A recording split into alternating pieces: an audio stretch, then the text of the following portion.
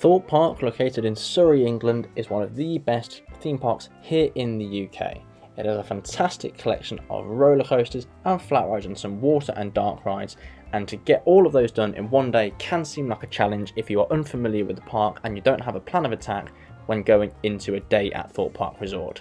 So here are my tips and tricks on how to make sure that you get to ride everything you want to ride in one day at the Thorpe Park Resort, including all of the coasters, all the flat rides, all the water rides. You get to eat at the park as well. So let's get into it and let's see how we can ride everything in Thorpe Park in one day. If you enjoyed today's video, please do give it a like, it really helps out the channel, and subscribe for future updates and news on Thorpe Park, especially with their brand new 2024 Mac Rides Hypercoaster opening next year, Project Exodus, as there'll be plenty more updates as and when we hear more official news about that new coaster. So then, what time should you arrive when having a day at Thorpe Park Resort? Similar to most parks, although Thorpe Park gets very busy very early, I would recommend arriving to the park at least half an hour early. Now, it's not a long walk to the front gate from the parking lot, it's literally sort of 30 seconds across the car park, depending on how far away you get to the front gate, what time you arrive, but I would recommend arriving to the park around 9:30 AM.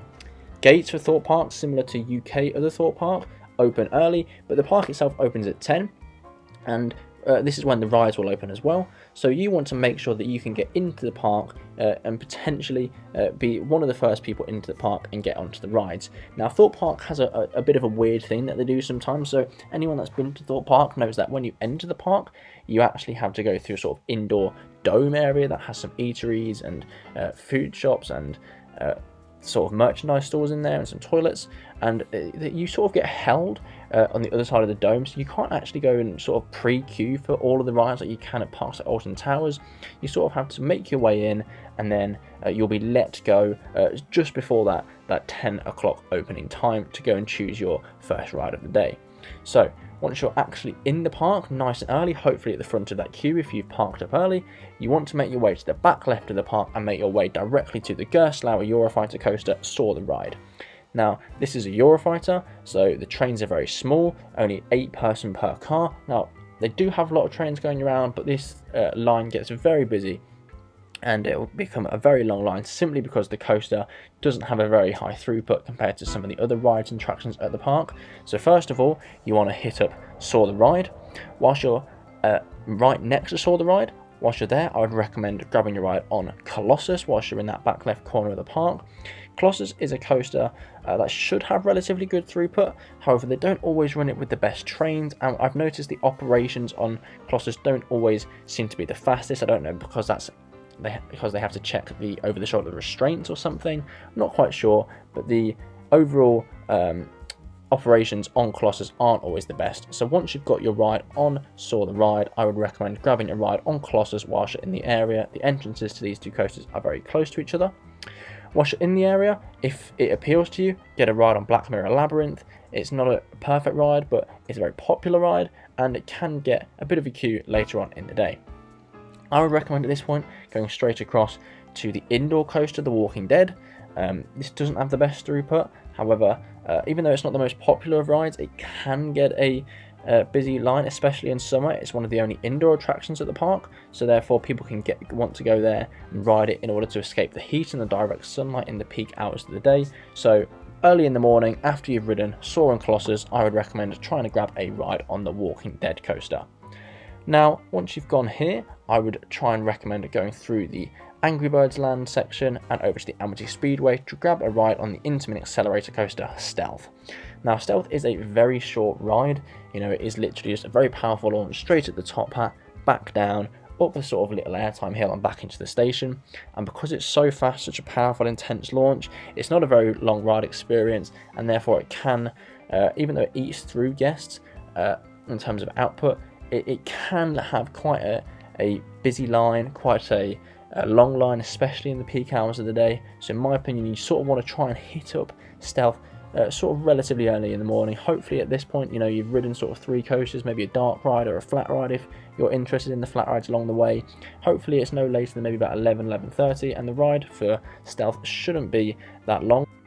Queue times typically won't be that long for Stealth at this point in the day, just before midday, and therefore try and grab a ride on Stealth. Now, the last 2 major coasters at the park are Nemesis Inferno and the wing coaster the Swarm. These two are obviously both B&M coasters, so they have fantastic output, great reliability, and don't often go down throughout the day. The reason why you want to avoid the Swarm first thing in the morning is it's, first of all, at the minute, it's the newest coaster at Thorpe Park until Project Exodus opens, of course. And B&M coasters have fantastic output, so most people go straight towards the Swarm as soon as the park opens. So for that reason, avoid the Swarm. Don't go there when the park opens. It's one of the last things you should hit up in the day. And you want to avoid Nemesis Inferno simply because it has a higher output and therefore typically wouldn't get a longer line at something like Soar would do later in the day. So what you want to do now is check the Thorpe Park Resort official app, see which of these two B&M coasters has the longer queue time, and sort of make your way around the park once you've hit up these other major coasters and see which of these other coasters has the shorter queue time of the two. If it's Nemesis Inferno, go there. If it's Swarm, go towards Swarm. In my opinion, you should probably go towards Swarm at this point. You don't want to hit up Swarm first thing in the day, but you also don't want to hit up Swarm last thing in the day, because also similar reasons as you don't want to hit it at the start of the day. It is near the front entrance, so as people are leaving, they might try and grab a final ride on Swarm before they leave the park. So the ride times and queue times typically, if you look at the app, will peak first thing in the morning and last thing in the day for the Swarm. So you sort of want to hit the Swarm around the middle of the day mark, and Nemesis Inferno I would hit up in the afternoon. Now, I think Nemesis Inferno is one of the more popular coasters at the park, so it will typically have a sort of long queue line no matter when, but it will not be as long as something like Soar will be on a typical day because of the poor output of Soar, I should say. That is a tongue twister and a half. In terms of when you should eat at Thorpe Park, similar to other theme parks, especially Alton Towers, in terms of how popular the food outlets can get, especially between the 11:30 and 1:30 sort of peak hours in the day, so you should always try and eat at Thorpe Park earlier in the morning or later in the afternoon than the peak hours. So try and eat around 11 o'clock, or if that's too early for you, try and wait out, have some snacks earlier in the day, and try and wait to have your main meal of the day until around 2 o'clock in the afternoon, as during those peak lunch hours, you'll be queuing way too long for food, which is valuable ride time if you try and get some food in these peak hours. You know, you can be waiting sort of half an hour at some of the food outlets, some of the more popular ones. So in my opinion, you want to eat outside of those main peak times, because that is some really valuable ride time where the queues for the coasters and other rides might go down during that day. In terms of the Ghost Train, it's obviously a very brand new ride, so it's very popular at the minute. It's always been a popular ride. I would try and hit that up sort of during this lunch period, in my opinion. Now, a quick note on Project Exodus, that will obviously be one of the most popular rides Thorpe has ever experienced when that opens. It's been such a long time coming for a new coaster at Thorpe Park. It's going to be the UK's tallest coaster, so that is going to be such a popular attraction. I can imagine guests running there throughout the day, especially when the park first opens. So once again, I think this is something you probably want to hit earlier in the morning, maybe start at the lunch break, maybe around 11:30, whilst the coaster hasn't got too long of a line. It is a mapped coaster, so it should have very good throughput and very good reliability. I imagine when it first opens, it'll be on a virtual queue line, so obviously it should make it a bit easier, but once the virtual queue line has ended and you're just left to queue on your own, try and go towards the start of the lunch period around 11:30, when hopefully some of the crowds are taken away from the coaster to go and grab food.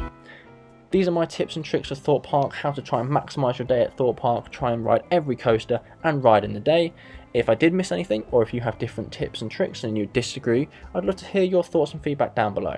Thank you very much for watching. If you enjoyed the video, please do give it a like and subscribe to the channel for more updates on Thorpe Park and Project Exodus when we hear more. Thank you very much for watching, and I'll see you in the next one.